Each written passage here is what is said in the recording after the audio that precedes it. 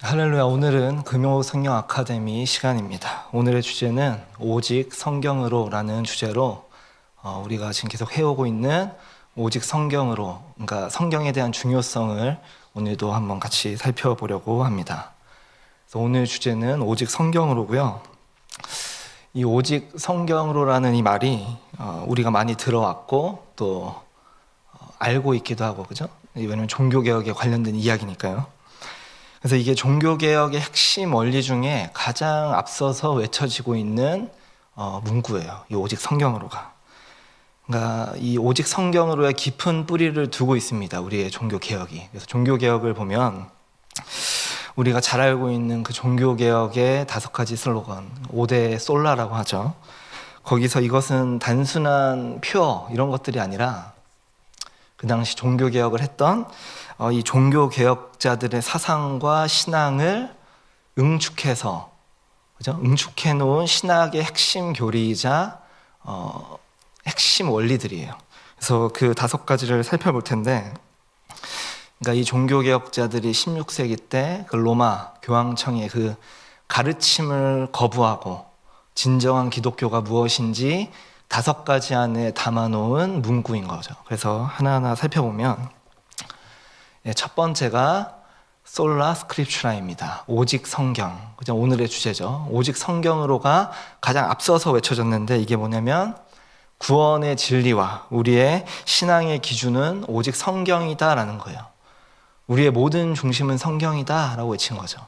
이어지는 게 솔루스 크리스토스, 오직 그리스도, 오직 그리스도. 이거는 이제 예수 그리스도만이 우리의 유일한 중보자이시자 우리의 유일한 구원의 길이다를 강조한 거죠. 세 번째는 솔라 피데입니다. 오직 믿음으로.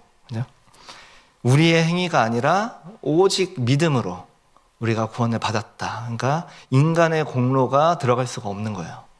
오직 믿음으로 우리가 구원을 받았다라는 거고, 솔라 그라티아, 오직 은혜. 이것도 마치 구원이 오직 은혜로 우리에게 주어졌다. 그러니까 우리 인간의 뭔가 공로라던가 우리의 선한 행위, 우리의 어떤 업적, 우리의 뭔가 숭고한 뭐가 하나도 들어갈 수가 없는 거예요. 오직 은혜로만 우리가 구원을 받았고 그 은혜로 우리가 살 수 있다. 그리고 마지막으로 솔리데오 글로리아, 그죠? 오직 하나님께만 영광. 우리가 예수를 만난 이후로 어떤 것을 하든지 다 하나님께 영광 드려지는 삶을 살아야 된다라는 것입니다. 그러니까 이 5가지의 종교개혁 핵심이 다 들어있는 거예요. 그죠?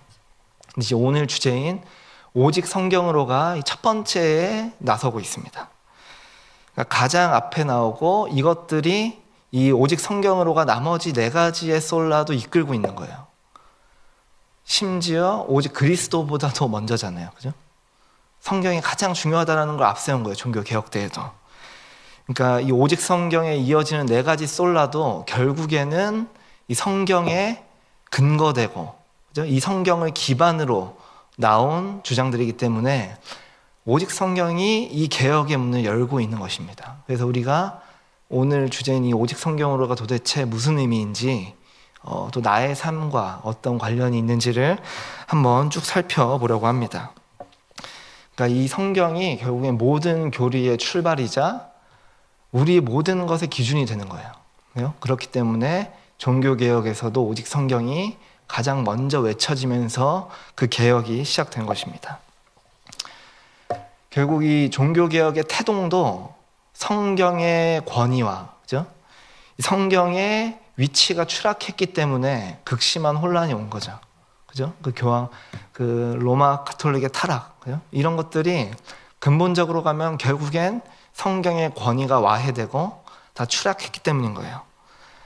그렇기 때문에 우리의 그 당시 16세기의 개혁의 목표는 그 개혁의 방향과 달리 폭력적인 일도 나타났지만 다 뒤집고 부수는 게 개혁이 아니라 이 성경을 다시 원래의 권위로 회복하고 성경을 성경대로 여기게 하는, 다시 회복하고 보존하는 데 개혁의 방향성이 있는 것입니다. 그죠? 그래서 우리가 이제 이 오직 성경으로가 갖고 있는 신학적인 중요한 지점이 무엇인지 지금 살펴볼 텐데, 약간 교리 해설 같은 분위기라서 어렵겠지만 그냥 성경이 이렇게 중요하구나, 성경이 이렇게 중심된 자리를 차지하고 있구나 정도로 가져가시면 될 것 같습니다. 그래서 한번 신학적 요점을 좀 빨리 지나가 보겠습니다. 그 첫 번째는 뭐냐면, 이 오직 성경으로의 신학적 핵심, 첫 번째는 성경의 최고 권위입니다. 그러니까 성경은 하나님의 계시이며 신앙과 행위의 최종 기준이라는 거예요. 그러니까 전통이든지 그 당시 공의회라든지 심지어 교황의 말일지라도 성경과 일치해야만 권위가 발생한다는 거예요. 그죠? 그 당시에는 이게 지켜지지 않았기 때문에 종교개혁이 발발했겠죠. 두 번째는 이제 성경의 명료성입니다. 이건 뭐냐면, 이제 성경은 구원의 진리를 이해하는 데 있어서 일반 신자에게도 충분히 명료하다, 그죠? 명확하게 주어졌다. 그래서 성경 해석은 교회나 성직자만이 아니라 모든 신자에게 열려 있다라는 거예요. 그죠? 근데 이걸 오해하면 안 되는 게, 이 성경이 갖고 있는 66권을 관통하고 있는 구원의 메시지, 그러니까 어떤 개인이라도 성경을 보고 성령의 조명하심으로 구원에 관련된 진리, 그것을 경험할 수 있고 은혜로 주어질 수 있다는 거지, 우리가 성경을 보면서 우리의 인생을 살 때 내 현실에 적용해야 되는, 그죠? 그럼 구체적인 것들을 독단으로 결정하고 해석할 수 있다라는 해석은 아니에요, 여기서는. 그죠? 그거는 우리가 교회의 리더십, 그죠? 담임 목사님의 가르침도 받아야 되고, 성경 하나만을 갖고 내가 개인적으로 해석하니까 이상해지는 거예요.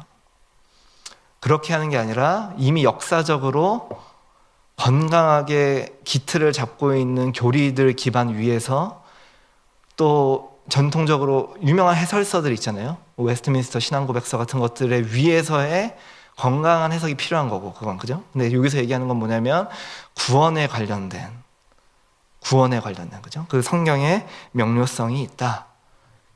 세 번째는 성경의 충족성입니다.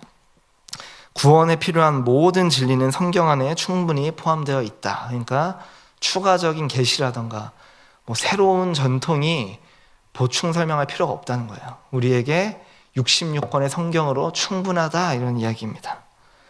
그리고 네 번째가 성경의 자기 해석입니다. 그러니까 자기 해석 이렇게 해놓으니까 어려운데, 그게 아니라 성경은 성경으로 해석되어져야 된다라는 의미예요. 그러니까 내가 하나의 성경을 띄어서 하나의 성경의 하나의 절을 떼서 다른 성경과 일치하지 않는 해석 방향으로 나아가면 안 된다는 거죠. 성경이 성경으로 해석되어져야 된다는 것은 다른 성경들도 내포하고 있는 건강한 방향 안에서의 올바른 해석이 필요하다는 건데, 그죠? 이 오직 성경으로의 신학적 핵심 중에 이 성경의 자기 해석이 들어 있습니다. 다섯 번째, 성령의 조명입니다. 이게 뭐냐면, 성경의 진리를 올바로 이해하기 위해서는 성령의 내적 조명이 필요하다라는 거예요. 너무 중요하죠. 우리가 지금 국영수 공부하듯이 성경을 통달해서 구원을 받은 게 아니잖아요. 은혜로 주어졌고, 우리가 성경을 볼 때에도 지금 뭔가 문학적으로 접근해서, 그죠? 물론 문맥에 맞춰서 이해는 해야 되는데, 우리는 그 수준이 아니라는 거죠. 성령의 조명하심으로 하나님이 나에게 무엇을 말씀하시는지, 또 내가 내 현실을 어떻게 살아가야 되는지를 성령의 조명으로 이렇게 다루어갈 수 있다는 이야기입니다. 그래서 이렇게 어려운 거 5개로 빠르게 지났어요. 그죠? 이게 하여튼 성경이 중요하다는 이야기예요. 성경이 너무 중요하다. 그래서 이제 우리가 오직 성경으로 이제 관련된 것들을 나눌 텐데, 지금 역사를 확인했어요. 그죠? 종교 개혁의 시작이었고, 오직 성경이, 그리고 또 하나는 오직 성경으로가 신학적으로 어떤 핵심을 갖고 있냐 했을 때 지금 5가지로 나눴어요. 제가 자주 얘기하는 게, 이 오직 성경으로를 얘기할 때 앞서서 얘기한 것들이 나의 삶과 연관이 있느냐는 거예요. 그죠? 지금 우리가 역사 공부하는 게 아니잖아요. 종교개혁을 뒤집었던 이 첫 번째 구호, 오직 성경으로, 그죠? 이것이 저는 오늘날의 나와 연관이 있어야 의미가 있다라고 생각을 합니다. 그죠? 그래서 오늘 그걸 한번 살펴볼 거예요. 이 오직 성경으로라는 주제로 나의 안에 피상적으로 자리 잡고 있는 신앙, 그죠?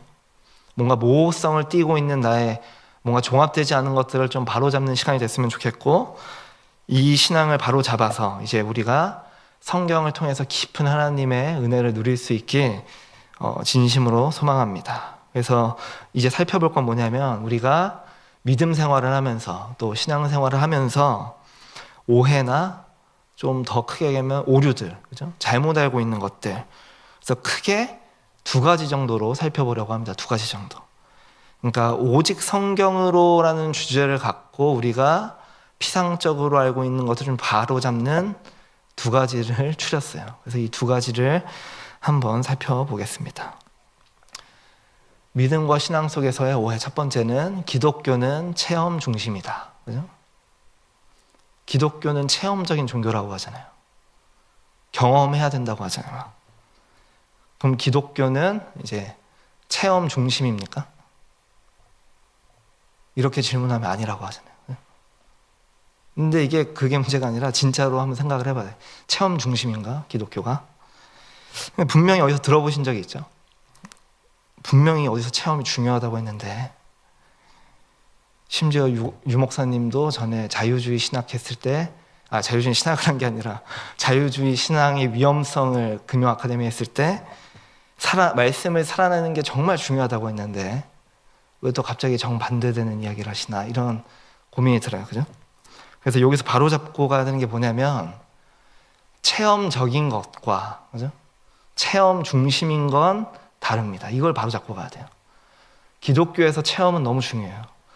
말씀을 경험하는 거 너무 중요해요. 그죠? 경험, 나의 체험. 근데 그 경험이 중요하다는 것과 그 경험이 중심이 되는 건 전혀 다른 이야기예요. 이걸 바로잡고 가야 돼요. 이런 설교 때도 많이 듣잖아요. 말씀을 살아내야 됩니다. 말씀을 경험해야 됩니다. 너무 중요합니다. 중요해요. 너무 중요해요. 근데 그 경험과 체험이 중심이 되는 건 다른 이야기예요. 그죠? 이걸 바로잡지 않고 넘어가면 이게 종합되지 않은 상태에서 계속 혼란한 거예요. 그래서 예를 들면 기독교의 신비는 중요해요. 기독교가 신비가 있죠, 당연히. 예수님이 우리를 위해 이 땅에 오셔서 돌아가시고 부활하셔서 우리를 영원한 땅으로 인도하시는 게 신비죠. 그죠? 근데 신비와 신비주의는 전혀 다른 거예요. 그죠? 신비와 신비 중심인 건 전혀 다른 얘기처럼 이것도 마찬가지예요. 체험과 체험 중심은 전혀 다릅니다. 그러니까 제가 얘기하는 건 뭐냐면, 신비주의가 판을 친다고 해서 기독교의 신비가 위축돼서도 안 돼요. 그죠? 하나님이 신비로 역사하시잖아요. 신비롭게 우리를 섭리 속에서. 그죠? 그렇다고 그 신비가 중심이 되어서 신비주의가 되는 것도 당연히 말도 안 되는 거고요. 그죠?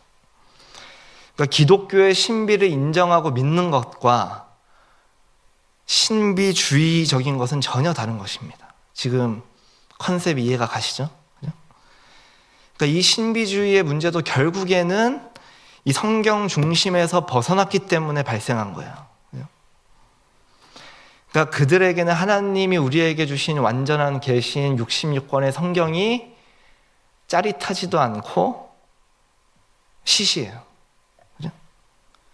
그들은 언제나 하나님과의 새로운 체험을 주장하고 중요하다 생각하고, 그들은 오늘 새롭게 경험한 체험이 성경보다 더 권위 있다고 하고, 그들이 드리는 자칭 예배 속에서는 새로운 기적과 환상과 봄과 여러 가지 것들을 추구하죠. 그러니까 완전, 그죠? 근데 물론 그들은 그렇게 얘기하지 않아요. 그들은 그렇게 얘기 안 해요, 당연히. 근데 그들의 주장이 아니라 그들의 실상을 보면 이미 그들의 일상에서까지 드러나는 그 신비주의적인 습관들, 그죠? 그 신비주의적인 생활 습관들은 우리는 말하지 않아도 알아요. 그죠? 그러니까 우리가 이런 신앙의 여러 가지 것들이 종합되지 않고 체계화되지 않으니까 헷갈리는 거예요. 왜냐면 어떤 설교를 들을 땐 와, 경험이 중요하구나. 또 어떤 설교를 들을 땐 와, 말씀이 제일 중요하구나. 또 어떤 설교를 들을 땐 와, 하나님의 신비가 진짜 대단하다, 중요하다 하니까 다 중요니까 질서가 안 잡히는 거예요. 그죠? 그러다 보니까 이 종합하지 못한 상태로 강조만 되다 보니까 다 이게 혼재되는 거예요. 그러니까 뭔가 체계가 안 잡히는 거예요. 그죠? 그러니까 저 문장도 헷갈려요. 기독교가 체험 중심 아닌가? 그죠? 체험이 중요한데. 그래서 이 첫 번째 오해를 정리해 보면 기독교는 말씀을 체험하고 살아내는 게 너무나 중요합니다. 너무 중요해요. 기독교는 그걸 인정해요. 체험과 당연히 말씀으로서의 살아냄이 중요한데 그 개인이 말씀을 살아내고 경험한 것도 결국엔 하나님의 말씀으로 귀속되어야 되고 하나님의 말씀 중심으로 다시 재편돼야 되는 거예요. 반드시 성경의 해석을 거쳐야 되는 거예요. 그죠? 우리가 말씀으로 살 때 경험하는 모든 은혜와 그 신비들, 그런 것들은 다 하나님의 말씀으로 검증돼야 되고 성경 위에 세워져야 되면서 아무리 성경적인 신비한 체험일지라도 하나님의 말씀보다 앞서서 권위를 가질 수가 없습니다. 그죠? 이걸 바로 잡으셔야 돼요. 그래서 어떤 누군가가 바울처럼 삼층천을 체험하건 홍해가 바다처럼 갈라졌다라고 주장을 하건 뭐건 그것보다 더 위대한 건 우리가 오늘 내 개인의 성경을 펴서 그 말씀을 읽음으로 하나님을 경험하는 게 더 위대한 거예요. 그죠? 뭐 동일할 수는 있겠죠. 하지만 앞설 수 없어요. 기적이. 그죠? 뭔가 우리의 신앙은 결국엔 예수 그리스도를 닮아가는 거잖아요. 그죠?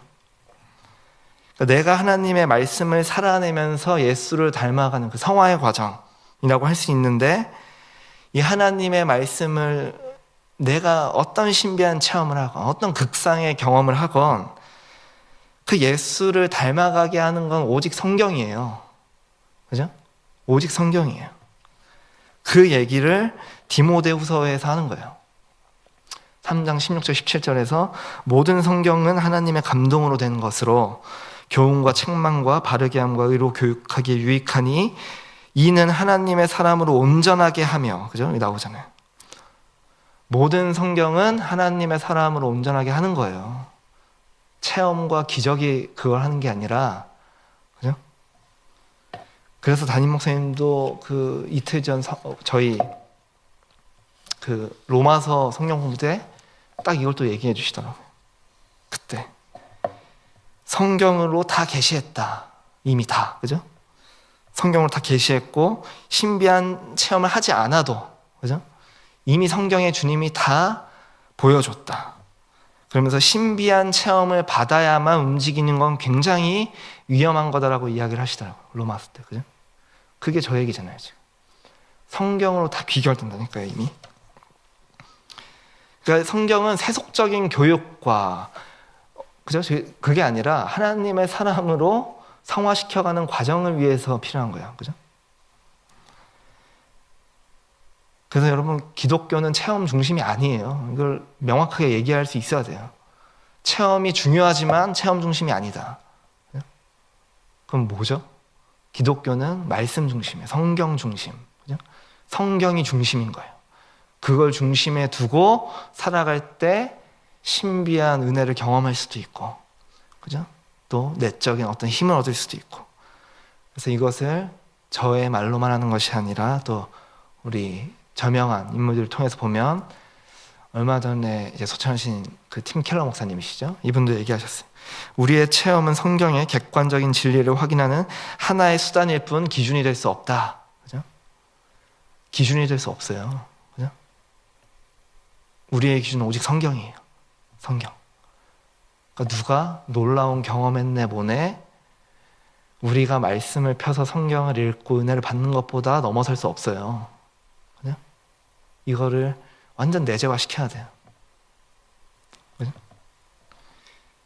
그것도 이어서 로이드 존스 목사님은 기독교는 체험적인 종교지만 체험은 반드시 말씀을 통해 해석되고 규제되어야 된다고 하잖아요. 규제. 성경으로 검증해 있는데 성경적이지 않으면 잘라내야 돼요. 왜냐하면 이 영적인 현상이나 신비적인 현상은 기독교에만 있는 게 아니에요. 그러니까 뭔가 특수한 현상이 발생했다고 은혜라고 치부할 수 없어요, 우리는. 그죠? 저기 이단 쪽에서도 신비한 일이 일어나요. 솔직히 힌두교에서 신비는 훨씬 더 많이 일어나요. 그러니까 신비가 문제가 아니라니까요. 우리는 성경이 중심인 거예요. 성경. 우리가 어떤 경험을 하든지 성경적이지 않으면 규제까지 해야 되는 거예요. 규제까지. 그래서 첫 번째, 기독교는 체험 중심이다 했을 때 아닙니다. 성경 중심이에요. 체험은 중요하지만 체험은 중심이 아닙니다. 그죠? 자, 이어서 두 번째를 보면 성령 충만은 초자연적 기적 중심이다. 그죠? 이렇게 대놓고 얘기하면 아니라고 하잖아요. 그죠? 이렇게 대놓고 얘기하면 아니라고 하겠지, 당연히. 그럼에도 우리가 성령 충만에 대해서 명확하게 무엇인지 견지하고 있지 않으면, 그러니까 한마디로 피상적으로 이해를 하고 있다면 저렇게는 말하지 않아도 성령 충만함의 열매를, 가장 높은 열매를 기적으로 견지하고 있을 가능성이 아주 농후해요. 저렇게 얘기하진 않지만 기적이라는 것을 가장 높은 위치에 성령의 역사로 생각하고 있을 가능성이 높아요. 그죠?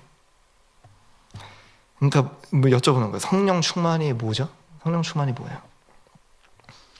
제가 설교 때 자주 얘기하지만 어떤 에너지라던가 뭐 어떤 기운, 그런 게 좀 약간 관념화되어 있잖아요. 그죠? 어떤 막 기운, 에너지, 느낌, 감정. 그죠?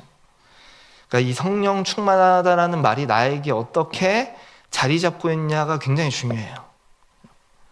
그러니까 내가 피상적으로 이해하고 있으면 피상적으로 내 신앙이 형성될 것이고, 내가 잘못 정의하고 있다면 그 잘못된 대로 내 신앙이 흐르기 때문에 위험해요. 그죠?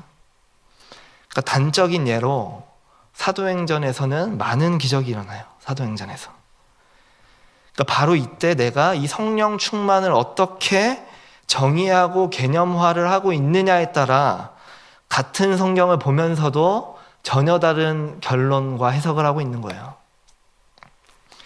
그러니까 만약에 성령 충만을 저기 나온 것처럼 초자연적인 뭔가 슈퍼내추럴한 피상적인 걸로 이해를 하고 있으면, 그러니까 신비주의나 뭐 신사도들을 얘기하는 거죠.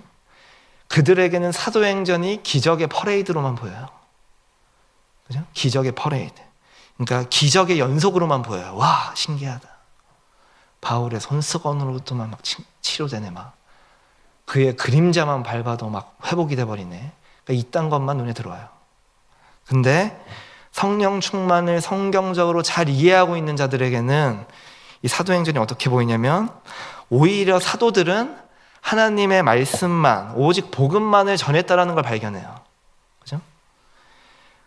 그 어떤 사도도 기적을 강조한 적이 없고 오직 하나님의 말씀만 강조한 게 보여요. 그죠? 심지어 기적이 나타날 때 초연하고 차갑게 그 자리를 뜬다던가, 오히려 그 기적에 집중하지 않게 예수 그리스도를 더 설파하는 모습을 발견하는 걸 우리가 볼 수 있어요. 그죠? 그러니까 성령 충만을 어떻게 내가 견지하고 있느냐가 너무 중요해요. 그러니까 이제 성령 충만이 뭐냐는 거죠. 이제 성령 충만이 뭐냐. 그러니까 답을 먼저 말씀드리면 성령 충만은 성경 충만입니다. 이건 제 얘기가 아니에요. 그러니까 곧 말씀 충만인 거예요. 말씀 충만. 그러니까 이 성령의 충만함이라는 건 뭐냐면 하나님의 말씀으로 충만함인 거예요. 말씀으로 충만함. 저는 성령의 초자연적인 역사를 부인하지 않아요. 성령은 초자연적으로도 역사하시죠, 당연히. 그죠? 이게 앞에 거랑 비슷한 거예요. 하나님이 기적을 일으키시죠, 당연히. 내 현실에 불가능한 것 같은 이 상황을 타개하게 하시고, 내가 저 힘을 잃고 발 하나도 넣기 힘든 곳을 나에게 힘을 부여해 주셔서 그 현실에 들어가서 돌파할 수 있게 해주시는 기적적인 일들을 하시죠, 당연히. 근데 그것과 그게 중심인 건 다른 거예요. 그죠? 그러니까 이 초자연적인 기적이 만약에 일어났다고 쳐요. 만약에 일어났어요. 당연히 일어날 수도 있고. 근데 그 기적을 경험한 뒤에 하나님의 말씀으로 귀결이 없다면 그건 하나님으로부터의 기적이 아니라고 확신합니다. 풀어서 얘기하면 뭐냐면, 사도행전과 같은 초자연적인 만약에 기적이 일어났어요. 저도 동의해요. 그럴 수 있어요, 당연히. 근데 그 기적을 경험한 뒤에 그 기적을 통해서 하나님의 말씀을 바라보게 만들고 하나님의 말씀을 보게 만들고 예수 그리스도를 의지하게 하면 그게 성경적 기적이에요. 근데 기적이 일어났는데 여전히 하나님의 말씀에 관심도 없고 예수 그리스도에 대한 관심도 아무런 인식도 없으며 기적만 목마르다? 하나님으로부터 기인한 기적이 아닙니다. 그러니까 성경적인 기적이 뭐냐? 우리가 사도행전을 보면 알아요. 사도들이 한 태도를 보면 알아요. 기적이 발생할 때마다 바로 그 뒤에 사도들이 설교합니다. 예수 그리스도가 하나님이다. 오직 복음이다. 그죠? 그러니까 우리가 기적을 경험했을 때 그 기적을 통해서 말씀을 더 의지하고 예수를 더 의지하고 예수를 깊게 사랑하는 데까지 가야 성경적인 기적인 거예요. 그죠? 요한복음 14장에서 얘기하고 있어요. 보혜사 곧 아버지께서 내 이름으로 보내실 성령 그가 너희에게 모든 것을 가르치고 내가 너희에게 말한 모든 것을 생각나게 하리라. 그죠? 보혜사 성령이 너희에게 오시면, 그러니까 임하시면, 너네가 성령 충만해지면 내가 너희에게 말한 모든 것을 생각나게 해주신대잖아요. 그죠? 내가 너희에게 말한 모든 게 뭐예요 도대체? 예수가 하신 말씀이잖아요. 그죠? 그러니까 성령이 임하면, 한마디로 성령이 충만해지면 하나님의 말씀으로 충만해지는 것입니다. 그죠? 그래서 성령이 임해서 정말 성령의 기인한 기적이라면 반드시 말씀으로 귀결이 됩니다. 하나님의 말씀에 집중하고 예수 그리스도를 깊게 사랑하는 데 관심이 생기지 또 다른 기적을 구하지 않아요. 그죠? 또 다른 기적을 위해 골방에 들어가서 이상한 짓을 안 해요. 그죠? 그래서 우리가 이런 것들을 바로 잡아야 돼요. 이 성령 충만함에 대해서 에베소서와 골로새서를 관통하는 해설이 또 있어요. 에베소서에 보면 성령의 충만함을 받으라. 시와 찬송과 신령한 노래들로 서로 화답하며 너희 마음으로 주께 노래하며 찬송하며. 그러니까 에베소서에서 성령 충만함 그걸 경험하면 어떤 열매가 맺냐? 시와 찬송과 신령한 노래들로 서로 화답하며 너희 마음으로 주께 노래하며 찬송하며. 이런 게 맺어진대잖아요. 근데 골로새서에서 그리스도의 말씀이 너희 속에 풍성히 거하면 하면서 시와 찬송과 신령한 노래를 부르며 마음의 감사함으로 하나님을 찬양하고. 아멘. 그러니까 에베소서에서의 성령 충만의 모습과 골로새서의 말씀 충만의 모습이 지금 같은 문맥에서 설명을 하고 있는 거예요. 그렇죠? 그러니까 성령 충만은 곧 성경 충만, 말씀 충만이라고 성경이 매우 강력하게 지지하고 있는 거예요. 그죠? 성령 충만은 기적을 일으키는 퍼레이드라는 게 아니에요. 하나님의 말씀으로 풍성해지는 거예요. 내 내면이. 하나님의 말씀으로 풍성한 한 개인이 그의 삶 가운데 기적이 일어나는 게 당연한 수순이죠. 그죠? 근데 이게 거꾸로 된 거예요. 지금 신비주의랑 신사도들은. 그들에겐 기적이 열매예요. 기적이 일어나야만 해요. 그들에겐. 그게 최종적 열매이기 때문에. 물론 아까 말한 것처럼 물어보면 아니라고 할 거예요. 네. 근데 물어볼 필요가 없어요. 그들의 생활 속에 그 신비주의의 생활 태도가 습관화되어 있기 때문에 일반적이지 않다는 건 다 알아요. 다. 그죠? 그래서 어쨌든 여러분, 이게 복음주의권에서 성령 충만을 해석하는 방법이에요. 성령 충만은 말씀으로의 충만을 향합니다. 반드시. 이걸 반드시 내 내면에 개념화 시켜놔야 돼요. 그래야 다른 헛소리 하는 사람이 와도 그냥 간단하게 그냥 이렇게 선 그을 수 있어요. 그죠? 그럼 이 두 번째, 성령 충만은 초자연적인 기적 중심이 아니다라는 걸 또 다른 절명한 인물들을 통해서 나눠보면 이 존 메가더 목사님이시죠. 성령 충만은 곧 말씀 충만이다. 성령은 말씀을 통해 역사하시고 말씀 없는 성령 체험은 성경적이지 않다라고 하잖아요. 그죠? 말씀으로 귀결되지 않는 거는 성령 충만이 아니에요. 우리가 또 이해해야 되는 게 신비한 현상, 뭔가 기적은 기독교에만 있지 않아요. 오만 데서 다 일어나요. 그죠? 그러니까 제가 얘기하는 건 뭐냐면 현상으로 판단한다는 게 아니에요. 현상으로. 이어서 존 파이퍼 목사님이시죠. 보면 성령은 말씀을 통해 우리 안에 그리스도의 영광을 보게 하시며 말씀 없이 성령 충만을 말할 수 없다라고 하잖아요. 말씀으로 향하지 않게 하는 건 그냥 성령이 아니라고 생각하시면 돼요. 내가 어떤 놀라운 경험들을 했는데 사실 이거는 기적으로만 적용하지 않아도 돼요. 내가 예배를 드리는 것도 적용할 수 있어요. 내가 예배를 드렸는데 그 전과 후가 똑같다. 그렇죠? 내가 예배를 드렸는데 더 그리스도를 의지하고 깊게 사랑하는 데까지 가야 예배를 드린 거예요. 하여튼 여러분 다시 주제로 와서 성령 충만은 반드시 말씀의 풍성함으로 가게 돼 있습니다. 그죠? 이거를 집어넣어야 돼요. 그래서 이제는 우리가 초연해야 돼요. 그 기적 중독자들에게. 내가 성경을 지금 개인으로 소지를 할 수 있고 그 성경을 아무 통제도 없이 내가 원할 때 읽을 수 있고 그 성경을 통해서 내가 은혜를 받을 수 있는 게 가장 큰 은혜예요. 그죠?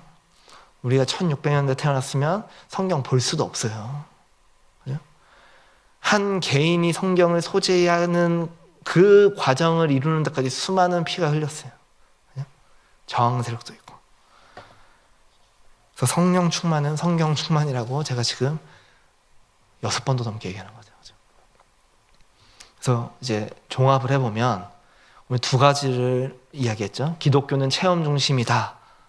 가 아니라 체험 중심이다라는 이런 혼란한 질문들, 또 성령 충만은 초자연적인 기적 중심이다, 이런 것들을 이거 두 개만 바로 잡아도 웬만한 것들은 쳐낼 수 있는 것 같아요. 그죠? 기독교는 성경 중심입니다. 성경. 내 앞에 주어진 성경 말씀보다 위대한 경험은 없어요. 그죠? 이건 개인의 위대한 경험을 무시하는 게 아니에요. 그죠? 기준을 잡을 수 없다는 거예요. 그 사람의 기준. 또 하나, 성령 충만은 초자연적 기적이 아니라 성경으로의 충만입니다. 내가 말씀으로의 풍성함으로 가게 돼 있어요. 이걸 두 개만 세팅하세요. 세팅하면 우리가 이상한 사람들을 가볍게 그냥 선을 그을 수 있을 거예요. 이게 명료화되지 않으니까 헷갈리는 거예요. 왜냐면 우리가 많은 설교를 듣잖아요. 평생에 많은 설교. 근데 이걸 종합화하는 건 쉽지가 않아요. 체험이 너무 중요하니까. 말씀을 내가 보고 묵상함으로 내 삶을 살아내는 거 너무 중요하잖아요. 그죠? 당연히 중요하죠. 근데 그것과 그게 중심이 되는 건 얘기가 다른 거예요. 나의 아무리 숭고한 경험일지라도 하나님의 말씀보다 아래에 있어요. 그죠? 아래에 있어요. 그래서 저 사람이 놀라운 신앙 간증을 해도 내가 하나님의 말씀을 보고 이 은혜를 힘입어 오늘을 살아내는 것보다 더 위대하지 않아요. 똑같아요. 그죠?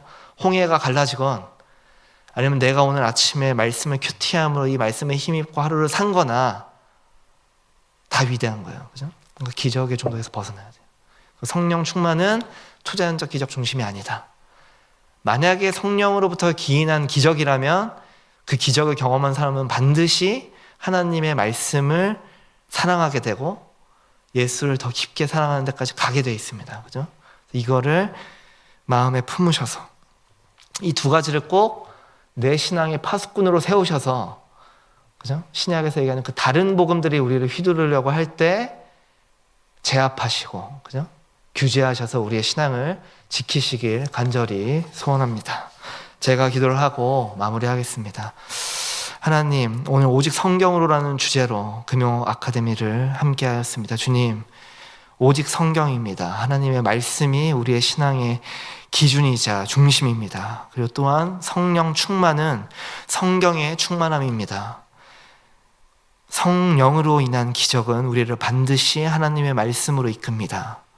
기적이 없더라도 우리가 하나님의 말씀을 봄으로 우리의 삶을 영위해가고 용기를 내서 하나님의 말씀을 의지해서 내 현실을 살아가는 것이 기적보다 더 위대한 기적입니다. 좀 이것들을 우리 마음에 잘 새기게 도와주시고 오직 성경으로 이 하나님이 우리에게 주시는 완전한 계시인 성경을 붙잡고 우리의 현실을 살아가는 모든 성도님들이 될 수 있도록 주님 큰 은혜를 베풀어 주시옵소서. 예수님의 이름으로 기도하옵나이다.